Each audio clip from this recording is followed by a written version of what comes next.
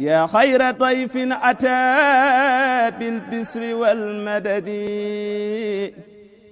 أهلا وسهلا وترحيبا بلا عدد يا غير ضيف أتى كل المحامد لمن يعصمنا مسليا على الذي يرمنا saa yoo namee dëgg cafka Café Touba لمن يعصمنا مسليا على الذي يرمنا له جميع الخلق والأمر بلا تنازع ولا خلاف مسجلا bismillah له السماوات والأرض وما dëgg amul morom سبحانه ما أعظم منه بجاه المصطفى المقرب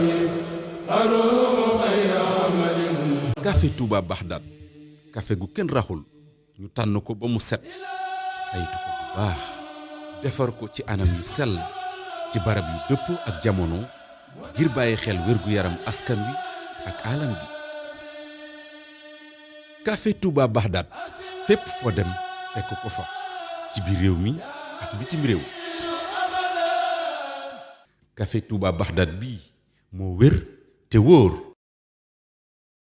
budul ko nag suturas yàlla ka xeer gi ma xeer cib xëdd kon bisu tey karmat gu tar na ma gaar budul ko nag suturas yàlla ka xeer gi ma xeer cib xëdd kon bisu tey karmat gu tar na ma gaar ci yàlla waay ca tagaaw gémmee ñu nañ ma ndeke saxaaru sunna naroon naa teggi faf sama gaar maa réglé sab téléphone 5 heures pile mu sone te man këtër yër ma jug nelaw yi fan la ma jaar ma jékki rek ne bëreet 5 heures 30 jege saa fit ne tëf ma ne waddet dellu xool bile heure mabar ne ñokket bu gaaw fat ma def yëfi mag guux ndox galax ndiku def dara ka ajàng ca saar imagineel ma jugoon waxtu salaatu wa jot mbaa jant bi tiim ma fan laa koy waxee ci Dakar defar sa xëdd bu baax waajal ko yeewu mu mooy nga jàppatoog di ko xool rek fekk muy torotaar ngay boole xiifa ku mar ak naqarik deret ak neenali sunna si yónneen kum dal fexeel bu mu ñaar neewoon nakat xëdd leen ak doonte guuxu ndoxa neewoon nakat xëdd leen ak doonte guuxu ndoxa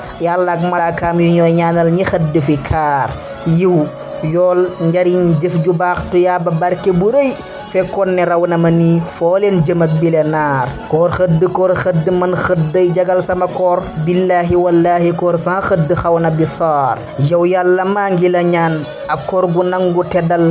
xéewal yu lëw mën a muñ karmat gi bum ma fi gaar karmat gi bum di ma goor